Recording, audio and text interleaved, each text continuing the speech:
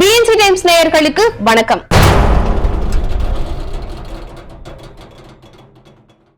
அரசு அதிகாரிகளா இல்ல அறிவாலயத்தின் ஊழியர்களா அப்படின்னு மக்களுக்கே சந்தேகம் எழுந்திருக்கு. ஏன் மக்களுக்கு அப்படி சந்தேகம் எழுந்திருக்குன்னு பாக்கலாமா? வாங்க இந்த வீடியோல தெளிவா பார்க்கலாம். அரசு அலுவலர்கள் விதிகளுக்கு புறம்பா கட்சி சார்பான வேலைகளை செஞ்சுட்டு இருக்காங்க. ஓரணியில் தமிழ்நாடு அப்படின்னு திமுக கட்சியில உறுப்பினர்களை சேர்க்கணும்னு ஸ்டாலின் சொல்லியிருந்தாரு. அதுக்காக திமுக காரங்க வீடு வீடா போய் திமுக சேருங்கன்னு ஆள் சேர்த்துட்டு இருக்காங்க. 4 வருஷம் ஆட்சி செஞ்சும் வீடு வீடா போய் கட்சிக்கு ஆள் சேர்க்கிற அளவுக்கு தான் இந்த ஆட்சி மோசமா இருக்கு. அந்த அளவுக்கு பரிதாபகரமான நிலையில தான் திமுகவும் இருக்கு. ஆனா அது பொதுமக்களாகிய நம்மளோட கவலை இல்லையில. அப்புறம் ஏன் நான் இதை பேசுறேன்னு தானே கேக்குறீங்க. ஏன்னா வீடு வீடா போய் கட்சியில ஆள் சேர்க்கிறோம்னு திமுக காரங்க பண்ற அராஜகம் இருக்கே, அதான் ஓசி பஸ்ல போறீங்கல்ல, மாசம் 1000 ரூபாய் அக்கௌண்ட்ல வருதுல, ஒழுங்கா ஓடிபி நம்பரை கொடுங்கன்னு மிரட்டி திமுக ஆள் சேர்த்துட்டு இருக்காங்க. இதையெல்லாம் அரசு அதிகாரிகள் வேடிக்கை பார்த்துட்டு இருக்கிறது தான் வேதனையின் உச்சம். இதை கண்டிச்சு அதிமுக சார்பில் சென்னை உயர்நீதிமன்ற மதுரை கிளையில வழக்கு தொடரப்பட்டுச்சு. தேர்தல் அதிகாரியா இருக்கும் மாவட்ட ஆட்சியர் ஏன் வாயை மூடி அமைதியா இருக்கணும்?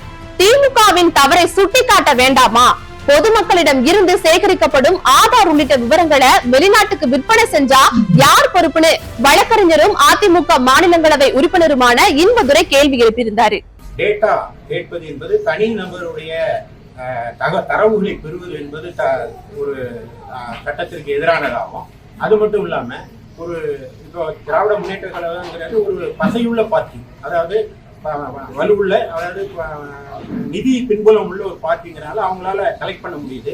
மற்ற சின்ன அரசியல் கட்சிகள் இவ்வாறு கலெக்ட் பண்ண முடியாத நிலை வரும். அப்படின்னா அது ஆர்டிகல் 14க்கு எதிரானது, அதாவது ஆல் ஆர் ஈக்குவல் பிஃபோர் லாங்கிறதுக்கு எதிரானது.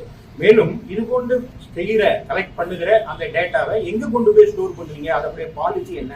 எந்த கம்பெனி அதை ஸ்டோர் பண்ணுது? அதை நாளைக்கு அமெரிக்கா வித்துட்டா என்ன செய்யறது? அரசியலமைப்பு சட்ட விதி மீறல் நடக்கும் போது அரசியலமைப்பு சட்டத்தை காக்கும் கடமை மாவட்ட தேர்தல் அதிகாரியான ஆட்சித்தலைவருக்கு இருக்கு. ஓடிபி கேட்பது ஆர்டிகல் 14 படி சட்டப்படி குற்றம் அப்படின்னு சொல்லி சிவகங்கை மாவட்ட ஆட்சியருக்கு உயர்நீதிமன்ற மதுரை கிளை நோட்டீஸ் கொடுத்திருந்துச்சு. அரசு ஊழியர்கள் தங்களோட பொறுப்பை மறந்து திமுகவின் அராஜகத்திற்கு துணை போறாங்க. அரசாங்க பணத்துல சம்பளம் வாங்கிக்கிட்டு அறிவாலயத்திற்கு வேலை செய்யறது மக்கள் விரோதம் அப்படின்றத அவர்கள் கொஞ்சமாச்சும் உணர்வார்களா? பதவி, அதிகாரம், ஆட்சி இருக்குன்னு தன்னோட பலத்தை வச்சு அரசு ஊழியர்களை விதிகளுக்கு மீறி செயல்பட வைக்கிற இந்த திமுக அரசுக்கு வர தேர்தல்ல மக்கள் தான் தக்க பதிலடி கொடுக்கணும். இது மாதிரியான அரசியல் தகவல்களை உடனுக்குடன் தெரிந்து கொள்ள பிஎன்சியுடன் இணைந்திருங்கள். நன்றி.